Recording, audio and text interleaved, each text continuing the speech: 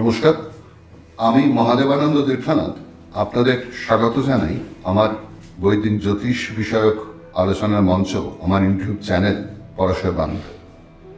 বন্ধুরা, আগের পর্বে বৈদিক জ্যোতিষ শাস্ত্র এবং হিন্দু ধর্মশাস্ত্র অনুসারে কর্মবাদের আলোচনা আমরা করেছি। সেখানে যেটা উঠে এসছে সেটিও আমার জীবনের, বর্তমান জীবনের শুভ অশুভ যে ধরনের অভিজ্ঞতাই আমরা লাভ করব তা সম্পূর্ণভাবে নির্ধারিত হয় আমার কৃতকর্ম অনুসারে। অর্থাৎ জ্যোতিষী বা জ্যোতিষশাস্ত্র ভাগ্য বলে আমার যা নিয়তি বা আমার যা গতিবিধির বা আমার জীবনের অভিমুখে যে সন্ধান দেন তা প্রকৃতপক্ষে আমার কর্মফলের বিশ্লেষণ। আজকের যে বিষয়টি বেছে নিয়েছি সেটি বিগত সপ্তাহের সঙ্গেই একটা কন্টিনিউশন বলতে পারেন, এবং আজকের ভিডিওটা দেখার আগে আগের ভিডিও যারা দেখেননি, মিস করে গেছেন কোনো কারণে, অনুরোধ করব সঙ্গে দেওয়া লিঙ্ক থেকে একটু আগের ভিডিওটা দেখে নিন, তাহলে আজকের আলোচনার বিষয়টা আরো ভালোভাবে আপনারা বুঝে উঠতে পারবেন। আমরা যেটা আলোচনা করছিলাম যে আমার কর্ম, আমার জীবনের অভিমুখ কি হবে আমার সঙ্গে, প্লেজেন্ট আনপ্লেজেন্ট, সেটি ঠিক করে দেয়।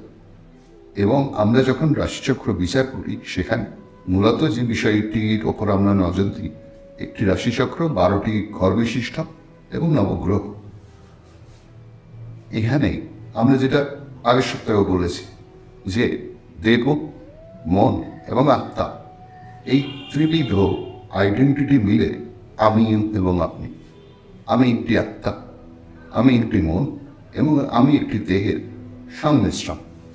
এই 3x3 নবগ্রহ, যাদের অ্যাসাইন কাজ হচ্ছে গ্রহরূপী জনার্দন শব্দটা আমরা তো ব্যবহার করি, সেখানে গ্রহদের হাতে সম্পূর্ণ অথরিটি দেওয়া হয়েছে।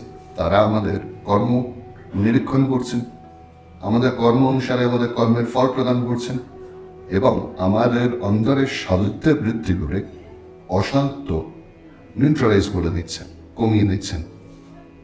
তাহলে আমি যখন একটি রাশিচক্র বিচার করছি বা করাচ্ছি, আমি যেটা দেখে নেব সেটি হচ্ছে যে নবম গ্রহ, 9টি গ্রহ আমার জীবনের, বর্তমান জীবনের জন্য কি ধরনের ব্লু প্রিন্ট বা প্ল্যান অফ অ্যাকশন তৈরি করে রেখেছেন।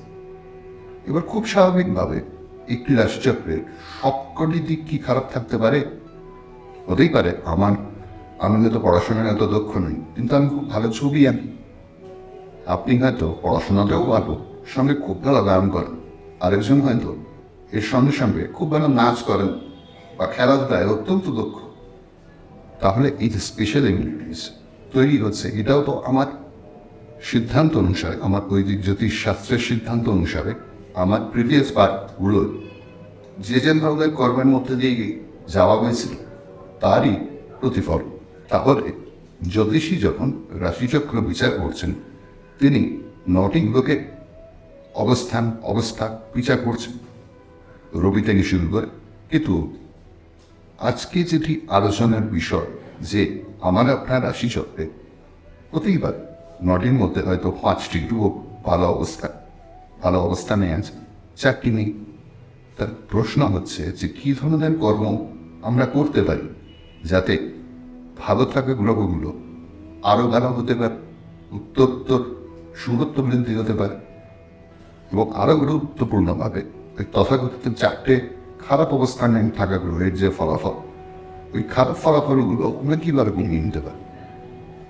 প্রসঙ্গত উল্লেখ্য, আমরা যে বিভিন্ন আলাদায় প্রতিকারমূলক, প্রতিবিধানমূলক ব্যবস্থা করি, তার কিন্তু বেসিক যেটা ফান্ডামেন্টাল, সেটা এটি শুভত্বের বৃদ্ধি এবং অশুভত্বের হ্রাস। রত্ন বলুন, কবচ বলুন, পূজাপাঠ বলুন, নিয়ম পালন বলুন, যাই হোক, সেটি কিন্তু যথেষ্ট গুরুত্ব আছে। তবে সত্যি যদি খারাপগুলো কাটিয়ে উঠে আরো ভালো করতে পারে, সঠিক কর্ম অবশ্যম্ভাবী। তাহলে আমরা চলে যাই মূল আলোচনায়। আমরা একটু বোঝার চেষ্টা করি 9টি গ্রহের ইন্ডিকেশন কি, তারা কি ইন্ডিকেট করেন, কি ধরনের কর্মের জন্য একটি গ্রহের অবস্থান আমার রাশিচক্রে খারাপ হয়েছে, কি কাজ করলেন তার অশুভত্ব কেটে আমরা শুভত্বের দিকে যেতে পারি। শুরু করি আমরা জগৎ কারণ বা জগতের আত্মা প্রত্যক্ষ ব্রহ্ম রবিকে দিয়ে। রবি ধর্মের কারক, রবি পিতার কারক এবং রবি ছন্দের কারক। আমরা সাধারণত রবি সম্বন্ধে একটা অত্যন্ত ইন্টারেস্টিং তথ্য, আমরা যে সঙ্গীতের কথা বলি, গান বাজনা, তার কিন্তু বেসিক কারক গ্রহ রবি। বিভিন্ন পৌরাণিক যে ব্যাখ্যা আছে সেখানে একটু আমরা যদি চিন্তা করি আমরা এটা বুঝতে পারবো যে প্রতিদিন একটা নির্দিষ্ট সময়ে ভগবান আদিত্যদেব আবির্ভূত হচ্ছেন, তার ঘূর্ণন চলছে, তার যাত্রা চলছে এবং সেই অনুসারে দিন রাতে, রাত দিনে পরিবর্তিত হচ্ছে, ঋতুগুলো বদলে যাচ্ছে, সময় বদলে যাচ্ছে এবং এটি হতে থাকছে একটি নির্দিষ্ট ছন্দে, একটা নির্দিষ্ট ইন্টারভাল। আপনি যদি ধর্মজীবনে আসেন, ধর্মজীবনের মূল যেটি ত্যাগ তপস্যা, তপস্যা সাধন, বন্ধু সেখানেও তো ছন্দেরই প্রয়োজন। এবং আমরা যমকে বলি ধর্মরাজ। যম অষ্টাঙ্গ যোগে, যম অর্থে নিয়ম, সেখানেও তারা ছন্দ। ভগবান আদিত্য আরোগ্যের কারক, সর্বসম্পদের কারক। অতএব কারণ রাশিচক্রে রবি অবস্থান যদি খারাপ থাকে, যদি বুঝতে হবে যে এই ধরনের কর্ম তিনি ঠিক করে করছেন না। লাইফে ডিসিপ্লিন কম, লাইফে ধর্ম চর্চা কম। ধর্ম অর্থে কিন্তু এখানে শুধুমাত্র রিলিজিয়াস অ্যাক্টিভিটিস নয়, এখানে অ্যাট্রিবিউট, যে কাজগুলি আপনার আছে তার ছন্দ বারবার বিঘ্নিত হচ্ছে আপনার মধ্যে, বা আপনি যথেষ্ট পরিমাণ পরিশ্রম করছেন না। রবি জীবনী শক্তির কার্যক্রম। তাহলে আমার আপনার রাশিচক্রে আমরা যদি দেখি রবি দুর্বল, রবি কোনো খারাপ সংযোগে আছেন, তাহলে প্রথমেই আমাকে যেটা সিদ্ধান্ত করতে হবে যে এমন কোনো কর্ম আমার দ্বারা হয়েছে যেখানে এর ফলস্বরূপ রবির এই অতগামী অবস্থা, বিজস্ত কোনো খারাপ যুগে আবদ্ধ সেটি হয়েছে। সেটি কাটিয়ে উঠতে গেলে আমাদের যেটি করণীয় সেটি হচ্ছে প্রথমত লাইফের ডিসিপ্লিন আনা। সেই ডিসিপ্লিন যেমন ধর্মীয় অনুশাসন, সামাজিক অনুশাসন এবং সময়ের অনুশাসন। ঠিক কাজটা ঠিক সময় নির্দিষ্টভাবে করা। আমরা যদি এর সঙ্গে একটু জ্যোতিষের সঙ্গে একটু পুরাণ বা ধর্মশাস্ত্রের চর্চা উপাখ্যানগুলোকে নিয়ে আসি, সৌভাগ্য লক্ষ্মী দরজায় পরমেশ্বরী মা লক্ষ্মী পরিষ্কার বলছেন, যিনি কর্মযোগী, যিনি ছন্দবদ্ধ কর্ম করেন, তাতে আমি নিত্য প্রতিষ্ঠান করি। আমি একটু আগেই বললাম এটা বিজ্ঞানের সিদ্ধান্ত যে সর্বসম্পদের কারক, everything has evolved out of the sun. তাহলে রবি যদি কৃত না হন, রবি বিতার কারক, সেই অর্থে আপনার ক্রিয়েশন। তাহলে সবার আগে যেটি গুণ সেটি হচ্ছে জীবনের প্রকৃত মূল্যায়ন। আপনার যে কাজগুলি তাত্ত্বিক নির্দিষ্ট ছন্দে নিয়ে আসুন, এই ছন্দ থেকেই সাধন। আমি যেটি বলছিলাম রবি আরোগ্যের কারক, তাহলে রবির এই ধরনের সমস্যা আরেকটি যেটি কাজ আপনি করতে পারেন সেটি হচ্ছে যে অসুস্থ মানুষ যারা, তাদের সেবা শুশ্রূষার জন্য আপনি পরিশ্রম করলেন, সে ধরনের মানুষের জন্য কিছু কাজ করলেন, বা তাদের জন্য কোনো অর্থনৈতিক সাহায্য প্রদান করলেন। অসুস্থ মানুষের সেবা ধর্ম, সেবা আমাদের ধর্মশাস্ত্রেও অত্যন্ত আবশ্যিক একটি কর্ম বলা হয়েছে। আমরা মানুষ যদি মানুষের পাশে না থাকি তাহলে অবস্থা অত্যন্ত সঙ্গীন হয়। এবং আপনি যখন এই কাজটি করছেন, কোনো একজন মনুষ্য মানুষকে সাহায্য করছেন, তাকে ওষুধ কিনে দিচ্ছেন, আপনি আপনার রাশিচক্রে রবির মানান্বয়ন করছেন। আরেকটি যেটি আমাদের মাথায় রাখতে হবে সেটি হচ্ছে ধর্ম 4 পুরুষার্থের প্রধান, ধর্ম থেকে সব কিছু। অতএব কিছু আধ্যাত্মিক অভ্যাস, সেইটুখানি আপনার যেটুখানি সময় আপনার হাতে আছে সেইটুখানি নিয়ে আপনি করুন। অবশ্যই রবির অবস্থান উন্নত হবে, ভগবান আদিত্যের আশীর্বাদ আপনার উপর বর্ষিত হবে। এর সাথে সাথে রবির সুরত্ব বৃদ্ধির জন্য নিত্য যেটা করা যেতে পারে, আপনি দিনের শুরুতে দিন শুরু করছেন আপনি আপনার জন্মদাতাকে পাদস্পর্শ করে প্রণাম করে। প্রত্যক্ষভাবে রবি আপনার সামনে উপস্থিত। রবি বিষয়ক আলোচনায় রবির পজিটিভ বা নেগেটিভ অবস্থান বা রেজাল্ট বলতে গেলে যেটি অবশ্যই বলতে পারি, রবি জন্মের কারক এবং আমাদের ধর্মীয় ও বিজ্ঞানের সিদ্ধান্ত যেটা everything has evolved out of a sound. অদ্ভুতভাবে এই ছন্দ, এই শব্দ সবকিছু নিয়ে প্রাণের স্ফুরণ, এবং এই কারণেই আমাদের ঠিক যে কর্ম তা কিন্তু শব্দের সঙ্গে সংযুক্ত। ধর্মের যে সিদ্ধান্ত যে সৃষ্টির শুরুতে মহাপ্রণধ্বনি থেকে সবকিছু উদ্ভূত। প্রণধ্বনি অর্থে ওঙ্কার, আদিতম শব্দ। রবির অবস্থা উন্নয়ন করতে প্রথমত খারাপ শব্দ ব্যবহার করা পরিহারগুলো। অবশ্যই ভগবান আদিত্যের কৃপা প্রাপ্তি করবে আপনার। এরপরে আমাদের আসতে হবে জগৎ মাতা স্বরূপিণী চন্দ্রের। মায়ের কোন গুণ তাকে মা করেন? তার স্নেহ, তার কম্প্যাশন। চন্দ্রের গুণাবলী তাই। চন্দ্র যদিও দেব, কিন্তু তিনি মাতার কারক, তিনি মনের কারক।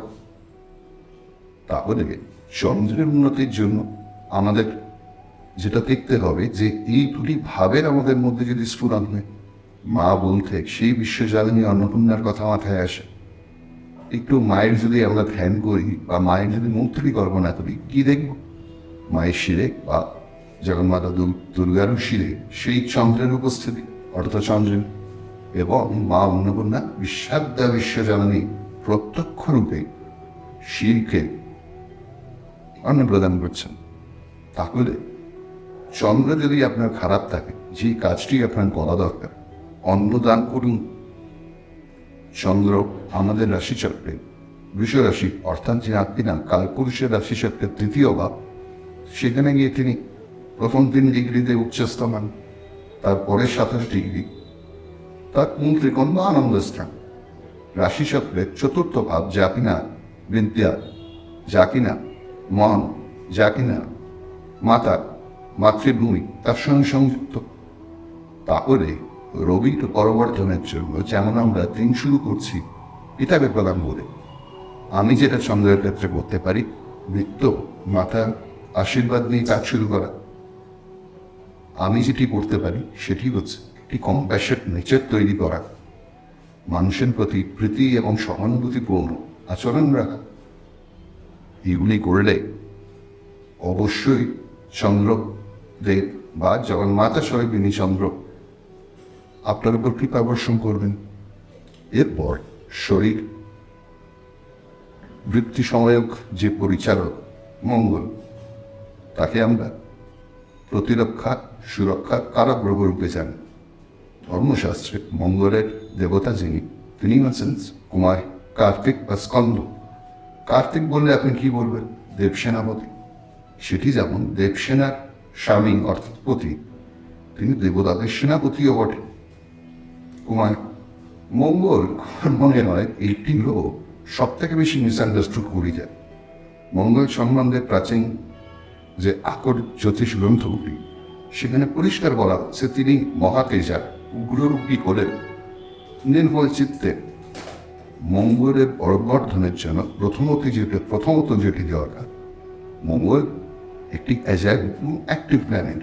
তাহলে তার কৃপায় যদি আপনাকে পেতে হয়, আপনাকে মঙ্গলের মতো পরিশ্রমী হতে হবে।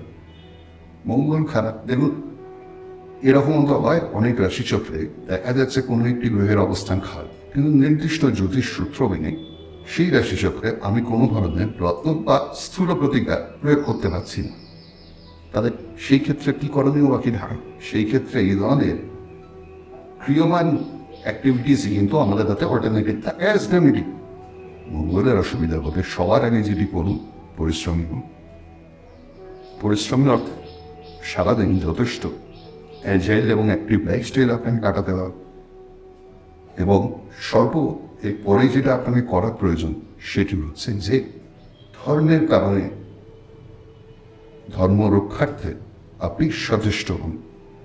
মঙ্গল সেনাপতির কিন্তু নিজস্ব কোনো এজেন্ডা নেই, he fights for the king or the queen.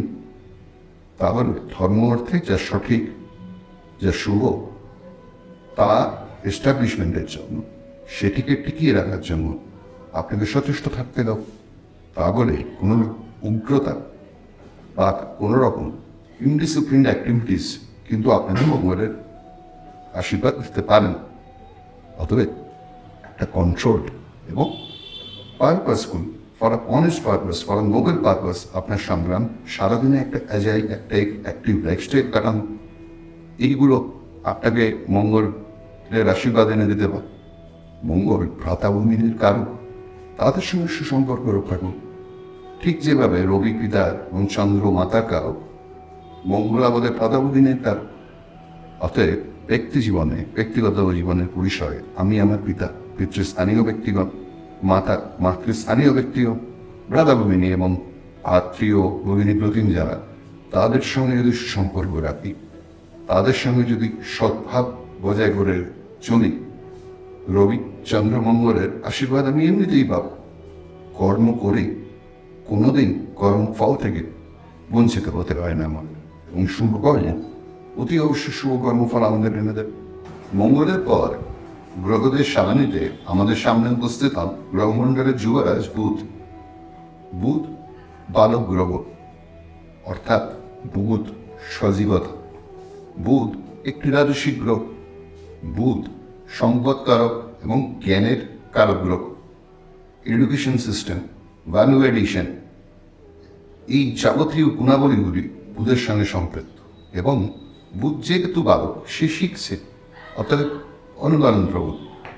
রাশিচক্রে বুধের অস্থিরতা বা অশুভ অবস্থান এটি ইঙ্গিত করে আমার দ্বারা শিশু যারা, তাদের প্রতি কোনো অসদাচরণ হয়েছে, এডুকেশন সিস্টেমের এগেনস্টে কোনো খারাপ কর্ম আমার দ্বারা হয়েছে। একইভাবে বুধ কিন্তু প্ল্যান্ট কিংডমকে রিপ্রেজেন্ট করে। অতএব এই যথেচ্ছ বৃক্ষচ্ছেদ, গাছ কেটে ফেলা, গাছ নষ্ট করা, উদ্ভিজ যে সম্পদ সেগুলিকে নষ্ট করা, এগুলি ইঙ্গিত দেবে যদি আপনি রাশিচক্রে, আপনার রাশিচক্রে দেখা যায় বুধের অবস্থা এবং অবস্থান শুভ না। তাহলে সেই কারণে যদি বুধের অবস্থান এবং অবস্থা আমার অশুভ হয়ে থাকে রাশিচক্রে, সেই খারাপ হওয়ার রাস্তা ধরেই আমাকে প্রতিকার করতে হবে। তাহলে আপনি কি করতে পারেন? আপনি যদি করতে পারেন, বাচ্চাদের সঙ্গে, ছোট ছোট ছেলে মেয়েদের সঙ্গে কিছুটা কোয়ালিটি টাইম কাটান। বুধ এডুকেশনের কারক গ্রহ, তাদের এডুকেশনাল স্টেশনারিজ গিফট করতে পারেন, তাদের পড়াশোনায় তাদের পড়াতে পারেন, তাদের পড়াশোনায় সাহায্য করতে পারেন। এবং বুধের সঙ্গে আরেকটি যেটি ব্যাপার প্রচণ্ডভাবে জড়িত, সেটি হচ্ছে বুধ সব থেকে ফ্লেক্সিবল গ্রহ। প্রয়োগমূলক যদি রেমেডি আপনাকে খুঁজতে হয়, বুধের ক্ষেত্রে রেগুলার নৃত্যের অভ্যাস, রবির ক্ষেত্রে রেগুলার গান বাজনা, যে কোনো ধরনের, যে কোনো ফরম্যাটের, যে কোনো জেনারেল গান, কণ্ঠসঙ্গীত বা যন্ত্রসঙ্গীতের চর্চারা, এই দুটি গ্রহের কিন্তু শুভত্ব বৃদ্ধি করা যেতে পারে। আর কি করতে পারেন আপনি, যেটি বর্তমান জীবনে একান্তভাবে আমাদের প্রয়োজন, রাইজিং পলিউশন মাথায় রেখে, যে আমি বৃক্ষরোপণ করব, বাড়িতে কিছুটা জায়গা আছে, অবশ্যই গাছের চারা বসান, পরবর্তীকালে তাদের পরিচর্যা করুন। আমি দায়িত্ব নিয়ে বলতে পারি, আমি যখন আপনার জন্মচক্রের পাশাপাশি, আমি যখন আপনার প্রশ্নচক্রের মাধ্যমে আপনার প্রিয়মান কর্মে বুধের অ্যাকাউন্টে বিচার করব, দেখবেন সেখানে উন্নতি আসছে। এবং আপনি জীবনে ফিল করবেন আপনার জীবনের যে দিকগুলি বুধ নৈসর্গিক এবং ভাবগতভাবে কন্ট্রোল করেন, সেইখানে আপনার ডেভেলপমেন্ট আসছে। এবং বুধ যেহেতু সম্পদকারক গ্রহ, জীবনে সম্পদ সংগ্রহ, সম্পদ সংরক্ষণের জায়গাটা উন্নত করতে পারে। আমাদের যেটা মাথায় রাখতে হবে, বুধ রাশিচক্রে, কালপুরুষের রাশিচক্রের তৃতীয় ভাব, অর্থাৎ পরাক্রম, অ্যাক্টিভিটি, অ্যাজিলিটি, এগুলির কারণ। তাহলে বুধকে সন্তুষ্ট করতে আপনার লাইফস্টাইল সেরকম হতে হবে। এবং ষষ্ঠ ভাবেরও কন্যা রাশির অধিপতি রূপে, ষষ্ঠ ভাবেরও কন্ট্রোলের বুধ। ষষ্ঠ ভাব আমাদের অনেকগুলি ফ্যাক্টরের মধ্যে ষড়যন্ত্র, চক্রান্ত, এইগুলির সঙ্গে যুক্ত। তাহলে এই ধরনের কর্ম থেকে বিরত থাকা বুধের শুভত্ব বৃদ্ধি করুন। প্রসঙ্গত জানাই, লিগ্যাল সার্ভিসেসে যারা যেতে চাইছেন ওকালতি যাচ্ছি না, ওকালতি বুধের আশীর্বাদ কিন্তু একান্ত প্রয়োজন, কারণ বুধ ছাড়া লজিক আসে না। আজকে এই অবধি আলোচনা রাখছি। পরবর্তী যে গ্রহগুলো নিয়ে আজকে আলোচনা করব, শীঘ্রই আরেকটি ভিডিওতে সে নিয়ে ফিরে আসছি। নমস্কার।